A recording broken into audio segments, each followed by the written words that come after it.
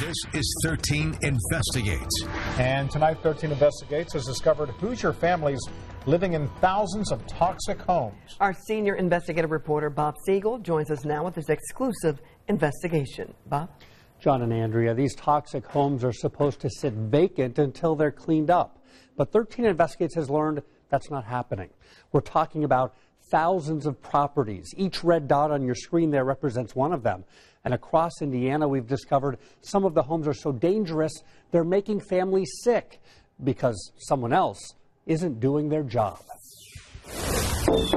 No one wants to be the bearer of bad news. No one's supposed to be living here right now. But all over Indiana, said he cleaned it up. 13 Investigates found something that's not supposed to be happening. How were you allowed to move into that home in the first place? We never figured that out. All of these homes were used as meth labs, and unsuspecting families are now being allowed to live inside even though they're not supposed to.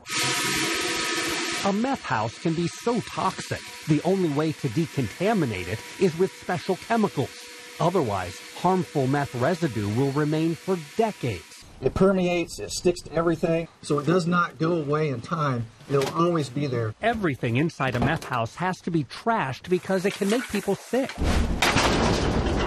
And that's why Indiana law is very clear. Cleanup of these homes is required. Local health departments are supposed to tag each meth house, declaring it unfit for human habitation. And until it's properly cleaned, state law says no one is allowed to live here. Occupying these properties is both unsafe and illegal. Some counties are doing what they're supposed to, following the law and keeping people out of toxic meth homes. But in other counties, 13 Investigates found thousands of cases where that's not happening, putting Hoosier families at risk. All over this town, there's houses like this. Paul Usselman lives in a former meth house in Vermilion County. This Navy veteran moved in just a few months after state police raided the place, finding toxic ingredients in the bedroom and basement. Once the county health department got this report, the active meth lab was supposed to be tagged so it could be cleaned up. When you came out here, was there a notice from the health department that no one should move into here? Never. I went to the health department to get answers from its sanitarian, Larry Beard. Right now, there are a lot of houses in your county that are still listed as having been a meth lab, that haven't been cleaned up. Right. People living in them. No. How do you know that? Well, when I periodically go out and travel through the county, I mean, there's nobody there at that point in time. Well, that's interesting because when we drive around and we went to a bunch of these places, looks like there's folks living in almost every one of them. In Vermilion County? Yeah. Well, unbeknownst to me. To be fair, Larry works only 20 hours a week, and he's required to inspect every restaurant, gas station, and septic tank in the county. So can he also keep a close eye on meth houses? No. And that's the bottom line. I've got too many things to do. That's the same thing we heard from other local health departments, like Martin County, Park County, and Scott County. They all have lots of old meth labs, but not a single cleanup on record. Is it bad? Yes, it's bad. Kevin Doherty is the sanitarian in Jennings County. I've got over a couple hundred right here to do what you want me to do, go out and tag. I just don't have the time. Among those homes, this one, which was purchased by the unsuspecting Boggs family. Once inside the toxic meth lab, the kids got sick with breathing and skin problems. And after they moved out, then the Decker family bought the same home. And now they, too, are showing signs of getting sick. We didn't know it was involved with any kind of drug activity whatsoever. If you had known that, would you have bought it? Oh, no. We took our findings to Indiana State Police and Sergeant Mike Tolles. He helps oversee Indiana's meth suppression program, and he was stunned to see what we found. Speechless. You know? I find that troubling. State police have busted more than 13,000 Indiana meth labs in the past decade, and they've been under the impression local health departments have been keeping people out of those properties until they're cleaned up.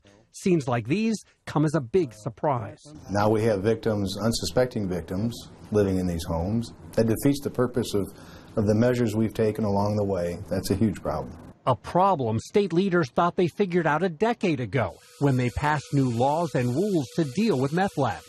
Local health departments are mandated to carry out the laws, but health inspectors say they're given no instructions to enforce all that. The weak link is the enforcement part of it. He says it's unrealistic for the Indiana Department of Environmental Management to ask small health departments to police such a big problem. If enough IDM, state health officials, get off their rear ends, come over and give us some help, we'll gladly take it. I don't want people living there. The State Health Department and IDEM both declined our request for an interview, saying this is a responsibility for local health departments.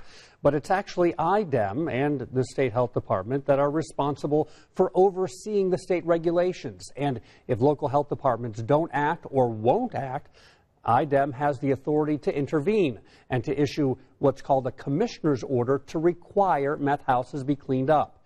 In the past decade, 13 Investigates has found out IDEM has never issued even one of those orders. Following our investigation, IDEM says it's meeting internally and with other state agencies now to review its role in this problem. And we're also told state police, they're very big into education. They may be reaching out to local health departments to do more education there as well. Since our investigation, there are signs that things are changing. Here in Jennings County, for example, the health department has finally gotten out to condemn contaminated homes until they're properly cleaned up. The health department has also contacted dozens of property owners to tell them their home is a former meth lab, and it must be tested to see if it's still full of toxic chemicals. Some of the testing has already happened. It shows homes like this one are still contaminated with meth and are now being cleaned up years after police first raided them.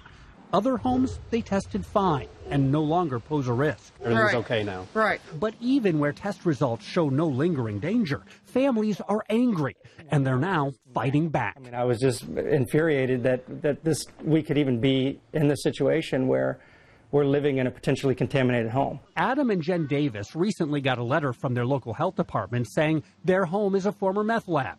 State police busted it 7 years ago and told the Jennings County Health Department. But the health department never required the house to be cleaned up.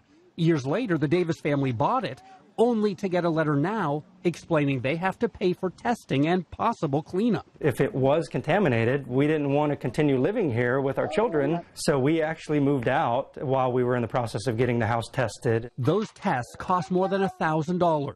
Luckily, the results came back okay, or the Davises would have had a cleanup bill that could have cost tens of thousands more. This is something that could potentially really devastate someone's life or a family's life.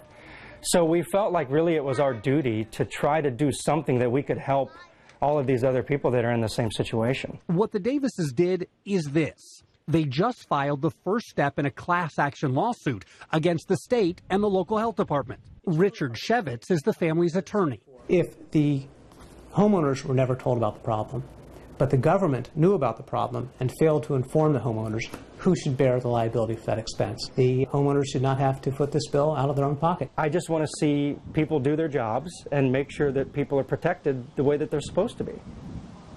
The state now has 90 days to respond to this legal notice. The Davises can then formally file their lawsuit on behalf of thousands of Indiana families who moved into a meth home that was never tested.